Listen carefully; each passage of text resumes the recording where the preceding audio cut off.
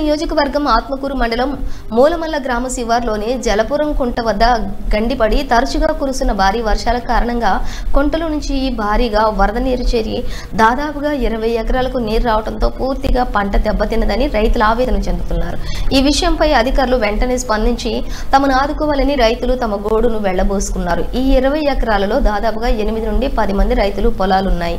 కాబట్టి అధికార యంత్రాంగం వెంటనే స్పందించి గండిని పూడ్చే ప్రయత్నం చేసి రైతులకు నష్టపరిహారం చెల్లించే విధంగా ప్రయత్నాలు చేయాలని రైతుల కష్టానికి రైతులు స్థానిక గౌరవ మక్తల్ శాసనసభ్యులను మరియు అగ్రికల్చర్ అధికారులను కోరడం జరిగింది. సూర్యాపేట జిల్లా. నా పేరు శేఖర్. మూలమల్ల గ్రామం.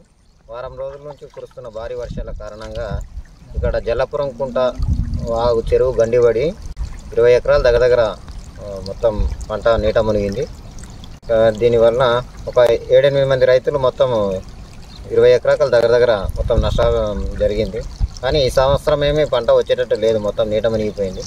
దీనికి ప్రభుత్వం ఏమన్నా ఆదుకోవాలని మనవి చేస్తున్నాం.